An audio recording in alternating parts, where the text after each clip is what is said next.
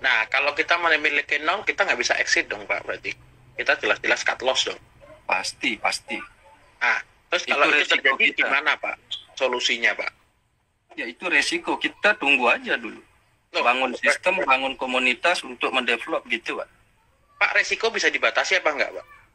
Sebelumnya terima kasih buat Mbak Clara yang salah satu subscriber saya yang nge-tag saya di salah satu channel, di mana channel tersebut membahas tentang PT Gold Coin Savelon Internasional.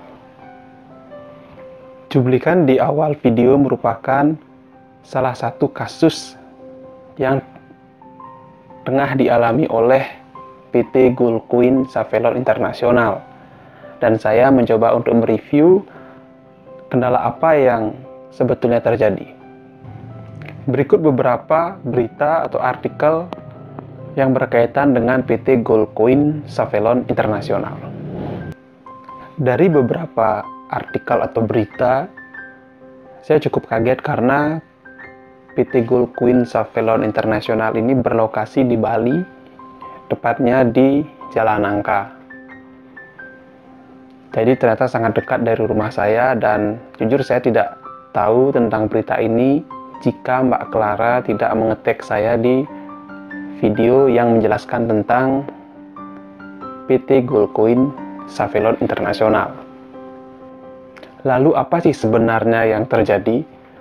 Mari kita akan simak cuplikan beberapa video yang sudah saya dapatkan dari teman-teman. Jadi kalian bisa mendengarkan video yang saya akan tampilkan. Kira-kira kalau beli terus kita jualnya di berapa ya, Pak? Kalau mengalami penurunan tajam begini, itu kan saya tanyakan. Karena ini sekali kita belajar di sini, kita dulu dong, kita selalu sharing pengalaman. Ya benar. Baik Pak, Bapak berarti member JLC Pak ya? Ya. Baik Pak, terima kasih. Dan saya sudah dikeluarkan dari semua grup nih Pak, gara-gara tanya titik supportnya aja Pak. Dari tampilan video ini menjelaskan bahwa PT Gold Coin ini mempunyai yang namanya grup WhatsApp entah apa ya. Memiliki grup di mana di dalamnya adalah anggota-anggota atau member-member dari PT Gold Coin. Nah, dari percakapan yang kita dengar di video ini adalah terjadi silang pendapat mengenai terhambatnya atau macetnya penarikan dan juga sistem yang terjadi dalam PT Gold Coin Savelon Internasional. Jika kalian ingin mendengarkan full percakapan di grup PT Gold Coin, kalian bisa klik channel ini. Nah, jadi kita akan lihat situasi di mana saya sudah sempat ke sana juga, situasi dari kantor PT Gold Coin Savelon Internasional. Dari tampilan ini bahwa sudah ada garis polis lain ya di kantor di Jalan Nangka ini. Jadi betul-betul kantor ini sudah disegel oleh kepolisian. Tetapi menurut saya ini masih tahap penyidikan karena banyak pelaporan dari para anggota khususnya yang menyebabkan polisi harus melakukan penyidikan mengenai PT Gold Coin Savelon Internasional. Jadi review saya atau hasil pengamatan saya mengenai kasus yang sedang dialami oleh PT Gold Coin Savelon Internasional adalah ada dua faktor. Yang pertama adalah sistem yang dipakai oleh PT Gold Coin ini. Karena dulunya ini kan berupa koperasi ya, koperasi Gold Coin. Di mana yang namanya koperasi kan pasti mencari member, mencari nasabah. Yang kedua adalah PT Gold Coin ini melakukan trading cryptocurrency, di mana Gold Coin ini kan memang sudah terdaftar di list market, baik itu Indodax. Jadi ada memang koin di mana koin ini GLC kalau orang-orang bilang ya. Tapi di koin ini kita harus mengkonversi dulu. Contohnya saya mengkonversi memasukkan dana lalu dikonversi ke Dogecoin. Di Dogecoin kita akan konversi lagi ke yang namanya Gold Coin atau GLC. Jadi kalau dari Gold Coin ini memang sudah ada koinnya, sudah dari kalau nggak salah 2014 atau 13, dan berkembang akhirnya di tahun 2021 ya ownernya mempromosikannya di Bali. Jadi kurang lebih baru 1 tahun berjalan. Jadi ada 2 poin yang penting. Yang pertama adalah sistem koperasi, yang kedua adalah mereka mentradingkan yang namanya cryptocurrency. Oke, kita akan bahas satu-satu. Ketika kita bicara koperasi, pasti di sana kan membutuhkan yang namanya nasabah atau orang yang mau menyimpankan uang ke sana. Nah, asumsi saya atau prediksi saya adalah sistemnya seperti koperasi betul, tetapi di dalam itu ketika kita ikut di sana kita akan ditawarkan untuk melakukan yang namanya investasi di cryptocurrency, yaitu gold coin. Mungkin dengan cara memberikan deposit sekian juta, nanti kita bisa mendapatkan beberapa gram emas, terus kita juga bisa mendapatkan hasil dari tradingan di gold coin yang harganya akan naik dari tahun ke tahun. Nah, jadi mekanisme atau sistemnya saja menurut saya sudah agak melenceng di sini. Dan yang saya dengar bahwa kantornya sudah ditutup, dan izin dari cryptocurrency ini kan masih ilegal. Jadi diberikan surat kepada OJK bahwa kegiatan yang dilakukan ilegal. Ilegalnya bukan dari koperasinya, tapi melainkan dari cryptocurrency-nya. Jadi sebetulnya apa yang terjadi oleh PT Gold Coin ini karena kurangnya pemahaman di masyarakat, ya kan? Kurangnya kurangnya penjelasan atau pemahaman kepada masyarakat. Karena gini, saya sudah sering mengatakan ke teman-teman, ke Bapak Ibu juga, bahwa saya sekarang pun juga trading di cryptocurrency. Hanya saja saya hanya membeli beberapa koin yang sangat-sangat murah dan dengan modal yang kecil, bahkan nggak sampai 1 juta kok. Saya beli berapa koin ya, hampir 7 koin. Sekarang masih hold kurang lebih 3 koin yang masih belum bisa naik harganya, tapi saya nggak beli lagi, saya hold, saya tahan aja dah. Saya nggak mau open lagi karena kita trading kan kita pasti melakukan analisa toh, dan analisa itu bisa banyak indikator yang kita pakai dan kita harus punya trading plan. Saya menyarankan kepada teman-teman saya, kenapa sih saya nggak aktif di cryptocurrency? Karena cryptocurrency ini kan masih belum dijadikan alat transaksi yang utama. Kita bicara global. Makanya kalau teman-teman dengar video yang pertama percakapan di grup, itu kan kesannya adalah menginstruksikan para member atau para nasabah untuk membeli harga gold coin, padahal harganya masih turun. Nah, salah satu member itu kan bertanya, turunnya sampai mana? Jadi dijawabnya itu panjang lebar sana sini tanpa kejelasan. Jadi seharusnya ketika kita bicara trading, bahkan seorang trader, dia punya namanya trading plan. Kapan harus beli, kapan harus jual, kapan harus mereka nahan, dan kapan harus di cut loss. Tapi ini kan membiarkan harga udah turun, beli lagi. Jadi kesannya adalah ketika mereka mendapatkan member akan disarankan untuk beli sekarang. Jadi harga naik, padahal sedang fase turun. Ya kan? Kenapa saya katakan demikian? Oke lah, kita bicara cryptocurrency, koin GLC ini sudah di list di pasar, benar. Tetapi kan kita bicara fluktuasinya atau likuiditasnya. Kripto itu yang benar-benar memiliki market yang besar itu hanya bagi saya Bitcoin atau enggak Ethereum. Hanya 2 saja. Sisanya adalah masih berpacu kepada bandar-bandar yang memang memiliki dana yang besar. Ownernya bilang bahwa beri waktu 6 bulan agar bisa memberikan solusi.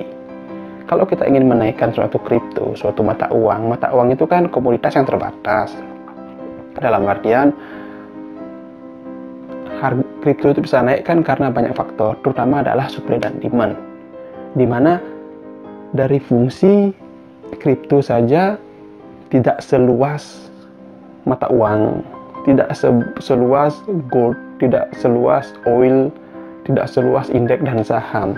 Kripto itu kan masih berkutat di kalangan orang-orang atau anggota yang juga melakukan transaksi memakai kripto. Memang ada salah satu aplikasi seperti Dana, Shopee yang sudah mulai memakai cryptocurrency, tapi ketika kita bandingkan likuiditas dari kripto, forex, oil sangat jauh berbeda.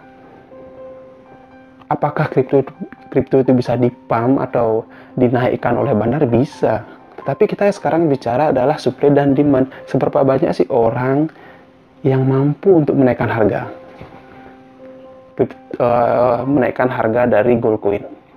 Kalau emang bisa, semua sudah bisa diterselesaikan masalahnya. Tapi kenapa tidak bisa ya? Karena seperti tadi, solusi yang diberikan itu kurang bagus ya. Karena kalau memang harga akan turun ya cut loss saja. Jadi jelaskan, daripada uang kita terus ditekan, terus disedot, ya sudah cut loss. Setidaknya nasabah itu mendapatkan sisa dari duitnya dia. Daripada sekarang harga turun, disuruh nambah, disuruh beli lagi, sedangkan kita nggak tahu batas dari supportnya seberapa. Nah, ini yang menjadi polemik. Ini yang menjadi ketakutan para member. Loh, apalagi mereka kan koperasi kan pasti membutuhkan yang namanya keuntungan tiap bulan. Sedangkan setelah berjalan mungkin beberapa bulan after dia mendapatkan keuntungan di awal, kenapa macet? Nah, mulailah beberapa anggota ini mungkin bertanya, mungkin melakukan penarikan sampai 2 bulan nggak bisa cair. Jadi di sini kalau saya ditanya apa kesalahannya? Kesalahannya karena kurang pemahaman, itu aja sih. Kurang pemahaman. Kalau dikatakan gold coin ini bodong sih, satu, gold coin itu memang terdaftar di market, memang terdaftar dan kalian bisa mentransaksikan itu. Hanya saja kan sekarang mekanismenya kan, ketika kita bicara trading ya langsung aja kalian itu atau teman-teman atau bapak ibu itu langsung ke tempat yang dimana menyediakan jasa untuk mentradingkan cryptocurrency. Nah, kekeliruannya adalah dimana yang menawarkan kalian ini kan PT Gold Coin yang berkedok koperasi. Jadi awalnya seperti koperasi. Jadi kalau koperasi kan pasti aman dong. Kita naruh uang, di tiap bulan dapat bunga sekian. Jadi orang pikirannya adalah, oh di sana dapat untung tiap bulan segini. Lalu di saat kita jalan, kita ditawarkan untuk satu cari member, yang kedua menawarkan mengenai gold coin, dimana gold coin itu kan ditransaksikan dari sekian bulan atau sekian tahun kita mendapatkan keuntungan atau SHU, sisa hasil usaha. Padahal sangat susah untuk menaikkan yang namanya kripto itu loh. Jadi sekali lagi pemahaman itu penting. Kalau saya mendengar bahasanya ownernya ini sebenarnya sangat mudah saja. Kalau memang itu kripto ilegal, kenapa masih dijalankan? Itu yang pertama. Yang kedua adalah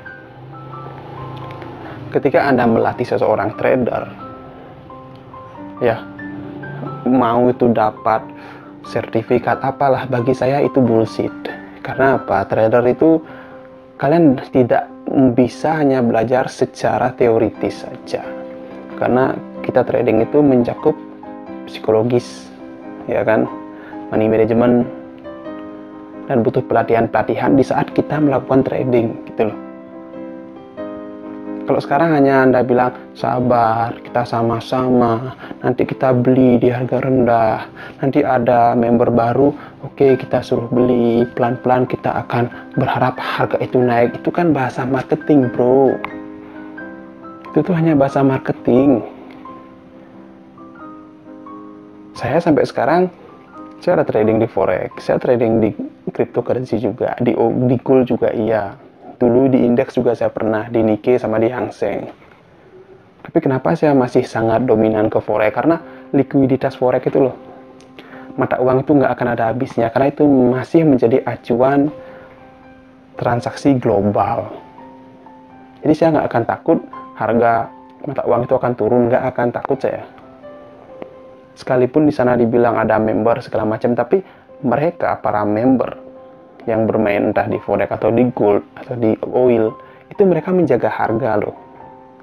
Nah ini kita pakai bahasa trader bukan bahasa marketing. Mereka menjaga harga, menjaga titik support, titik resistannya berapa. Tidak akan dikasih langsung jebol gitu kayak cryptocurrency. Kalau crypto kan sering jebol kan, tiba-tiba nggak ada news turun, tiba-tiba nggak ada news tiba-tiba naik. Nah apa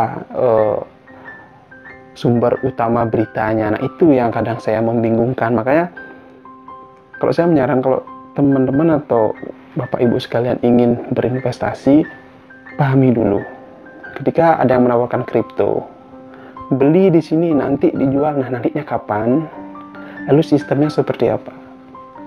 Karena seperti tadi saya bilang, likuiditas kripto itu jauh daripada forex, oil, gold, saham. Nah ketika ibu umpamanya atau bapak investasi di gold, di forex, di sana kan fluktuasinya tinggi. Di sana ibu cepat bisa melakukan transaksi dan cepat juga bisa mendapatkan kerugian. Jadi harganya itu umpamanya ada di paling bawah nih, dia harganya naik, jadi bisa lagi selang beberapa hari langsung ke bawah. Beda dengan kripto. Kalau kripto kalau naik, kalau turun lama banget. Terus yang beli 1, 2, berapa, nanti turun lagi. Jadi kalau yang beli di atas ini kasihan ya, nunggu diam gitu. Mau nggak mau dia harus nambah dana untuk beli lagi di harga bawah. Jadi dia akan banyak memiliki posisi beli. Oke, nanti bakalan bisa kembali ketika harga itu naik. Tapi kapan? Nah, kapannya itu belum lagi kena biaya fee, belum lagi kena biaya inap segala macam. Hal-hal yang seperti itu wajib Bapak Ibu pahami. Oke. Jadi belajar dari masalah ini semoga cepat terselesaikan dan mendapatkan titik temu. Jadi saya akan tunggu juga update selama 6 bulan kejelasan dari PT Goldcoin Savelon Internasional, apakah menemukan titik temu antara pihak pengelola dan para anggota. Itu aja dari saya. Jangan lupa like, comment, dan subscribe. Terima kasih banyak buat Mbak Clara sekali lagi yang nge-tag saya di salah satu video yang menjelaskan tentang permasalahan ini. Jadi kita bisa review bareng-bareng, dan inilah fungsinya kita mengedukasi ya. Mengedukasi itu bukan menghancurkan arus ikut, enggak, tapi setidaknya memberikan pemahaman. Oke, pemahaman itu yang penting untuk kalian investasi di dunia trading.